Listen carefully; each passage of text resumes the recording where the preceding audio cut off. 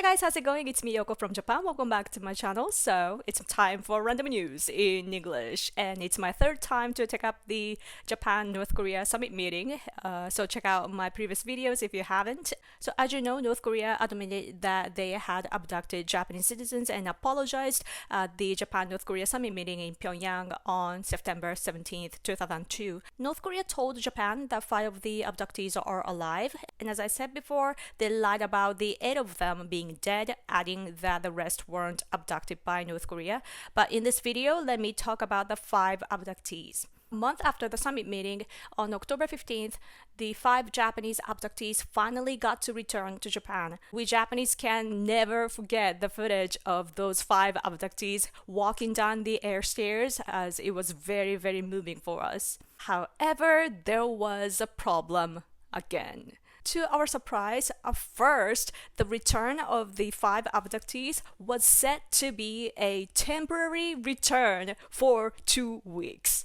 Believe it or not, the plan was the Japanese citizens abducted by North Korea return to Japan temporarily and then go back to North Korea, although they are Japanese and abductees. Seriously, that was how the negotiation between the Japanese government and the North Korean government had gone. It doesn't make any sense, does it? 5 Japanese national citizens were abducted by North Korea and they were finally able to come back home after a few decades.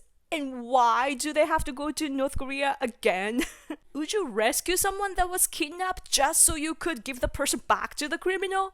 No, never. That would be so insane. I truly cannot believe this is how it was, but it was this way.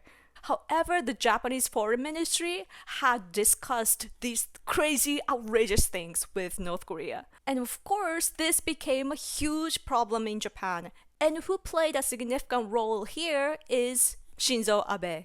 Shinzo Abe and another politician at the time named Kyoko Nakayama, who was in charge of the abductee family care, insisted strongly inside of the Japanese government that we must not give those 5 abductees back to North Korea.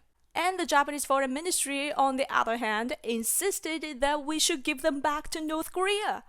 And this awful claim was made by this terrible, terrible diplomat from the foreign ministry at the time, who was in charge of this issue, named Hitoshi Tanaka. We can never forget this crazy man, Hitoshi Tanaka. But anyhow, we managed to decide to keep the 5 abductees in Japan instead of sending them back to North Korea. And then, guess what? The Japanese foreign ministry said, let's leave it as, those 5 abductees insist on not going back to North Korea, and that is how we decided to keep them here in Japan. And what this means is that the Japanese Foreign Ministry was attempting to impose their responsibility onto the 5 abductees who were the victims and civilians. There was no limit to their dirty acts. To this also, though, Shinzo Abe and Kyoko Nakayama opposed. These 2 patriots insisted that what's significant is to decide to keep those 5 abductees as Japan's national will.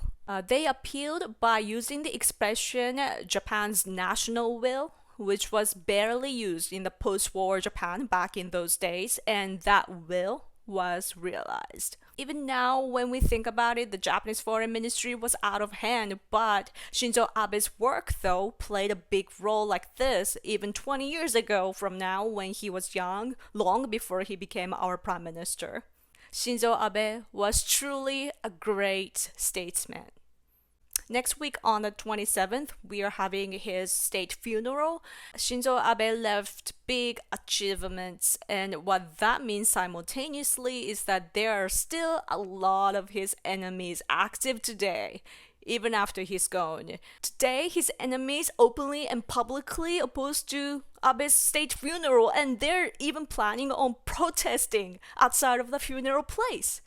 Absolutely horrible, horrible people. And I will keep fighting against such people. So, I'm gonna end this video here. Thank you so much for watching. For more videos, make sure to subscribe to this channel, Random Miyoko 2, and follow me on Twitter at Random Miyoko. Until next time, please take care, and I'll talk to you soon. Bye!